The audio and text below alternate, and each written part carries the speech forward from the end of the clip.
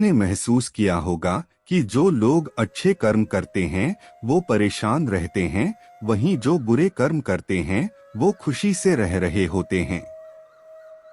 अच्छे कर्म करने वाले परेशान होते हैं कि आखिर उन्हें इतनी परीक्षा क्यों देनी पड़ रही है, जबकि जो अधर्म की राह में हैं वो खुश हैं और जिंदगी का लुत्फ उठा रहे हैं। अगर आपके मन में भी ये सवाल आया है तो आज हम आपको इसका जवाब देंगे। ये जवाब वो है जो भगवत गीता में लिखा है और श्री कृष्ण ने अर्जुन को दिया था। भगवत गीता में वर्णित कथा के अनुसार जब भी अर्जुन के मन में कोई दुविधा होती थी तो वो श्री कृष्ण के पास पहुंच जाते थे। एक बार की बात है, अर्जुन भगवान श्री कृष्ण के समीप आकर कहा कि वो दुविधा में हैं और इसका जवाब वो श्री कृष्ण से चाहते हैं। श्री कृष्ण ने पूछा कि क्या सवाल है। अर्जुन ने कहा, मुझे ये जानना है कि अच्छे लोगों के साथ हमेशा बुरा ही क्यों होता है, वहीं बुरे लोग खुशहाल दिखते हैं। अर्जुन के मुंह से ऐसी बातें सुनकर श्री कृष्ण मुस्कुराए और कहा, मनुष्य जैसा सोचता है और महसूस करता है वैसा कुछ नहीं होता है, बल्कि अज्ञानता की वजह से वो सच्चाई नहीं समझ पाता है। अर्जुन उनकी ये बात समझ नहीं पाए। इसके बाद श्री कृष्ण ने क्या कहा वो जानते हैं।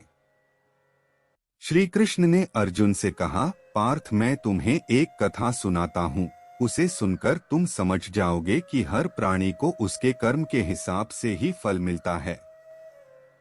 प्रकृति हर किसी को अपनी राह चुनने का मौका देती है। अब वो मनुष्य की इच्छा पर निर्भर करता है कि उसे धर्म की राह चुननी है या अधर्म की। कथा शुरू करते हुए श्री कृष्ण ने कहा, एक नगर में दो पुरुष रहा करते थे।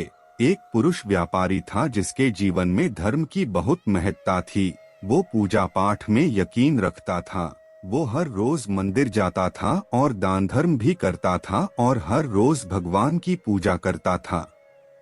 वहीं दूसरा पुरुष बिल्कुल विपरीत था। वो हर रोज मंदिर तो जाता था लेकिन पूजा करने नहीं, बल्कि मंदिर के बाहर से जूते चप्पल चुराने।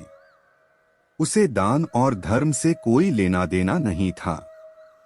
समय बीतता गया और एक दिन बहुत जोर की बारिश हो रही थी। इस वजह से मंदिर में पुजारी के अलावा कोई नहीं था।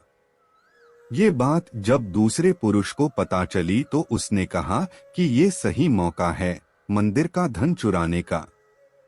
पंडित से नजर बचाकर उसने मंदिर का सारा धन चुरा लिया।